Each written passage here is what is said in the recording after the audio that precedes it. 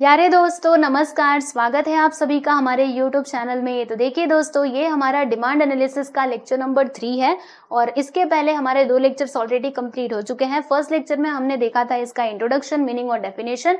Second lecture में हमने देखा था डिमांड शेड्यूल। अब इस लेक्चर नंबर 3 में हम क्या देखने वाले हैं दोस्तों? तो यहाँ पर हम बात करने वाले हैं टाइप्स ऑफ डिमांड की। ओके, क्या देखेंगे हम? Types of demand. तो टोटल यहाँ पे हम कितने टाइप्स देखने वाले हैं? तो 5 टाइप्स देखने वाले हैं। तो चलो आ जाते हैं हम लोग फटाफट से अपने मेन टॉपिक पर। तो ये रहे हमारे डिमांड के टाइप्स, कितने? 5। ओके, कौन कौन से हैं भाई? तो पहला यहाँ पर आ जाता है बच्चे direct demand, second one is indirect demand, third one क्या है बच्चे? जॉइंट डिमांड या फिर इसको कॉम्प्लीमेंट्री डिमांड भी हम कह सकते हैं।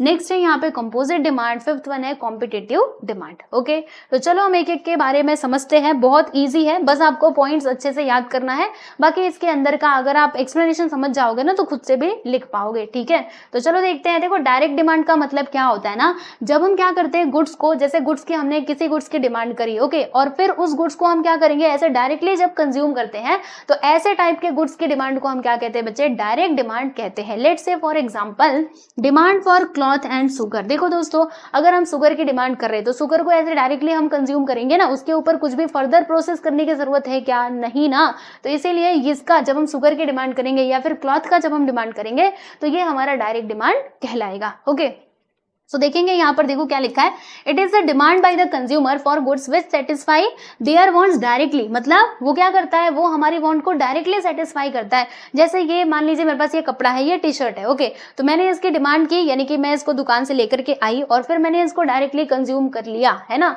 मतलब इसने क्या किया, इसने मेरे वांट को डायरेक्टली सेटिस्फाई किया, मुझे इसके ऊपर वापस से कुछ प्रोसेस करने की जरूरत नहीं पड़ी।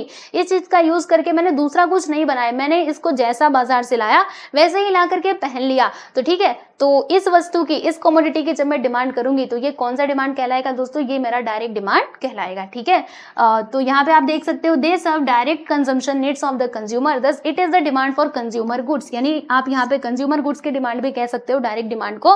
ओके, फॉर एग्जाम्पल तो मैंने आपको बता ही दिया। तो डायरेक्ट डिमांड समझ में आया, जिसको हम डायरेक्टली कंज्यूम करते हैं और वो हमारे वांट्स को डायरेक्टली ही सेटिस्फाई करता है। एग्जाम्पल भी काफी अच्छा है क्लॉथ और शुगर का। ठीक है, नेक्स्ट है यहाँ पे दोस्तों इनडायरेक्ट डिमांड। अभी इनडायरेक्ट डिमांड क्या है? देखो, हम ऐसे गुड्स की, ऐसे कमोडिटी की डिमांड कर रहे होते हैं जिसके ऊपर हमें क्या करना होता है, फर्दर प्रोसेस करके उससे दूसरी चीज बनानी होती है। जैसे एग्जांपल आप समझिएगा, यहाँ पे एग्जांपल कहा गया, ये रहा देखो, demand for a worker in a sugar factory is derived और इनडायरेक्ट डिमांड। यानी देखो, अगर हम क्या कर रहे हैं, डिमांड कर रहे हैं वर्कर की, मान लीजिए हमारी क्या है, शुगर की फैक्ट्री है। अब शुगर की फैक्ट्री में काम करने के लिए वर्कर चाहिए होंगे, तो क्या करना होगा, वर्कर लाने होंगे। तो हम क्या कर रहे हैं, वर्कर की डिमांड कर रहे हैं। तो जब हम वर्कर को लाएंगे तो वो आकर के काम करेगा, है ना।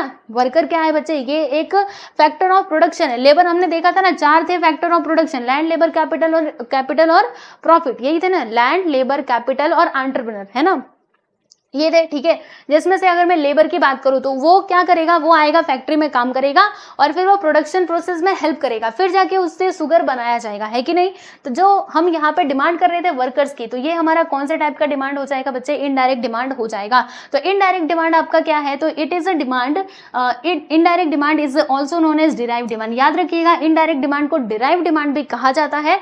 And it refers to demand for goods which are needed for further production, यानी जिसकी जरूरत हमको होती है फॉर फर्दर प्रोडक्शन। ठीक है, जैसे हमने यहाँ पे डिमांड करी वर्कर की, तो वर्कर की डिमांड हमने क्यों की? क्योंकि वो प्रोडक्शन प्रोसेस में क्या करेगा, हमारी हेल्प करेगा। ठीक है, so it is a demand for producers goods. Okay, ये डिमांड, मतलब यहाँ पे जो डिमांड है ना दोस्तों, ये देखो, ये था हमारा कंज्यूमर गुड्स जिसको हम डायरेक्टली कंज्यूम कर रहे थे, बराबर। लेकिन यहाँ पे क्या है, ये प्रोड्यूसर्स गुड जो हमारे प्रोडक्शन प्रोसेस में हेल्प करता है। Hence all factors of production, यानी जो भी आपके फैक्टर्स ऑफ प्रोडक्शन है उनको अगर हम उन सारी चीजों की डिमांड कर रहे हैं, ठीक है, तो फिर हम ऐसे टाइप के डिमांड को क्या कहेंगे? इनडायरेक्ट डिमांड या फिर डिराइव डिमांड भी हम कह सकते हैं। सिंपल सी बात है भाई, इसमें कंज्यूमर गुड्स याद रखना, इसमें प्रोड्यूसर्स गुड्स याद रखिएगा।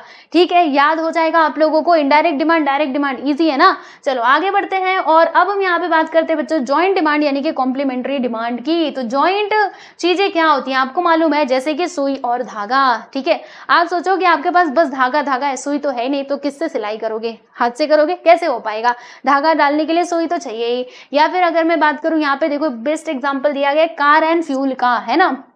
आप सोचिए कि बस आपके पास कार है, फ्यूल नहीं है, तो कार कैसे चलाओगे? पानी से चलेगा क्या? नहीं भाई, उसके लिए चाहिए होगा हमें पेट्रोल यानी कि फ्यूल, ठीक है, ईंधन चाहिए होगा। तो देखिएगा मैं आपको बताती हूँ इसमें क्या लिखा हुआ है कि व्हेन टू और more goods are demanded jointly to satisfy a single want, it is known as joint और कॉम्प्लीमेंट्री डिमांड। यानी कॉम्प्लीमेंट्री डिमांड हम किसको कहते हैं? जब हम क्या करते हैं, एक या मतलब देखो, जब हम दो या फिर उससे ज्यादा गुड्स का डिमांड करते हैं, ठीक है, जो क्या करता है, जो हमारी सिंगल वांट को सेटिस्फाई करता है। तो ऐसे टाइप के ऐसे गुड्स की डिमांड को हम क्या कह सकते हैं दोस्तों? कॉम्प्लीमेंट्री डिमांड कह सकते हैं। For example car and fuel, ठीक है, हम कार भी लेंगे, फ्यूल भी लेंगे, तो ये क्या है बच्चे? ये हमारा जॉइंट डिमांड यानी कि कॉम्प्लीमेंट्री डिमांड है। ओके, क्लियर हुआ आप सभी लोगों को? इजी है ना? नेक्स्ट है यहाँ पे बच्चे कंपोजिट डिमांड। तो कंपोजिट डिमांड क्या है भाई? The demand for a commodity which can be put to several uses is known as composite demand. यानी हम उस वस्तु की डिमांड कर रहे हैं जो हमारी बहुत सारी वांट को सेटिस्फाई कर सकता है। फॉर एग्जांपल इलेक्ट्रिसिटी हमारी एक साथ कई सारी वांट को सेटिस्फाई कर सकता है। इलेक्ट्रिसिटी से मैं मोबाइल फोन भी चार्ज कर सकती हूँ, पंखा चला सकती हूँ, ठीक है, बोर्ड चला सकती हूँ, कैमरा वगैरह सब कुछ मैं चला सकती हूँ with the help of electricity. तो इलेक्ट्रिसिटी क्या कर रहा है भाई? ये सामान तो एक ही है ना, लेकिन मेरी बहुत सारी वांट्स को सेटिस्फाई कर रहा है एक टाइम पे। तो जब मैं इलेक्ट्रिसिटी की डिमांड करूंगी दोस्तों, तो ये मेरा क्या कहलाएगा? ये मेरा कंपोजिट डिमांड कहलाएगा। समझ में आया आप सभी लोगों को? तो एग्जाम्पल वही है, electricity is demanded for several uses such as light, fan, washing machine etcetera. यहाँ पे क्या हो रहा है देखो, इसमें बच्चे बड़ा कंफ्यूज होते हैं कि कॉम्प्लीमेंट्री और जॉइंट डिमांड और ये कंपोजिट डिमांड। तो देखो यहाँ पे क्या हो रहा था, इसमें सेवरल यूजेस आ रहे थे, यहाँ पे टू और मोर गुड्स की हम डिमांड कर रहे थे जॉइंटली, जो हमारे सिंगल वांट को सेटिस्फाई कर रहा था। बट ये क्या कर रहा है? ये हमारी अलग अलग बहुत सारी वांट को सेटिस्फाई करता है ना। हम इससे फैन भी चला सकते हैं, लाइट भी चला सकते हैं, वॉशिंग मशीन भी चला सकते हैं। यहाँ पे सिंगल वांट नहीं है, इसमें सिंगल वांट ही होता था, ठीक है। मतलब हमें क्या करना है? कार चलाना है, तो कार एंड फ्यूल की जरूरत पड़ेगी, लेकिन यहाँ पे हम बहुत सारे काम कर रहे हैं ना, ठीक है। चलो अब हम बात करेंगे दोस्तों कॉम्पिटिटिव डिमांड की। तो बच्चे कॉम्पिटिटिव डिमांड क्या है भाई? शुगर और जैगरी। देखो यहाँ पे टी और कॉफी या फिर शुगर और जैगरी, यानी समझिएगा जैसे अगर मान लीजिए हम टी छोड़ करके कॉफी की डिमांड कर रहे हैं, या फिर शुगर छोड़ करके शुगर या फिर जैगरी में से किसी एक चीज की डिमांड कर रहे हैं, तो वो हमारा कैसा डिमांड कहलाएगा बच्चे? कॉम्पिटिटिव डिमांड कहलाएगा। सो ये जो डिमांड है ना दोस्तों, ये मेनली किस में आता है? जब सब्सटीट्यूट गुड्स की बात आती है ना, तब यहाँ पे हम इसका यूज करते हैं। तो it is a demand for those goods which are substitute for each other. मतलब दोनों जब क्या होते हैं, ये सब्सटीट्यूट होते हैं फॉर ईच अदर। जैसे मान लीजिए हम दुकान पे गए, ओके, अब दुकान पे हमने अंकल जी से कहा कि अंकल जी या फिर भैया जी हमें चाहिए, क्या चाहिए हमें ना, आप 1 किलो चीनी दे दीजिए। अब अंकल जी कहते हैं कि बेटा चीनी तो खत्म हो गया है। तो मैंने कहा कि ठीक है, चलो कोई बात नहीं, अगर गुड़ है तो आप गुड़ ही दे दीजिए, ठीक है। तो मैंने क्या किया दोस्तों? मैंने चीनी नहीं लिया, ठीक है, मैंने क्या ले लिया? गुड़ खरीद लिया। तो मैंने यहाँ पर क्या किया, मतलब देखो अभी यहाँ पे मैंने जो डिमांड किया है ना दोस्तों, ये बेसिकली किस में आएगा? तो ये हमारा कॉम्पिटिटिव डिमांड में आ जाएगा, क्योंकि अगर चीनी नहीं थी तो मैंने गुड़ खरीद लिया ना। समझ आ रहा है आप सभी लोगों को?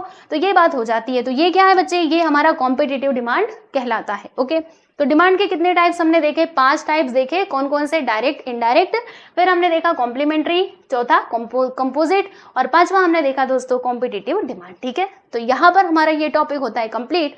अभी नेक्स्ट लेक्चर में हम देखेंगे डिटर्मिनेंट्स ऑफ डिमांड। मैं आपको दिखा देती हूँ एक बार फटाफट से। ये देखो कहा गया, हाँ ये देखो डिटर्मिनेंट्स ऑफ डिमांड। इसको हम देखेंगे हमारे अगले वीडियो यानी कि लेक्चर नंबर 4 में, ठीक है।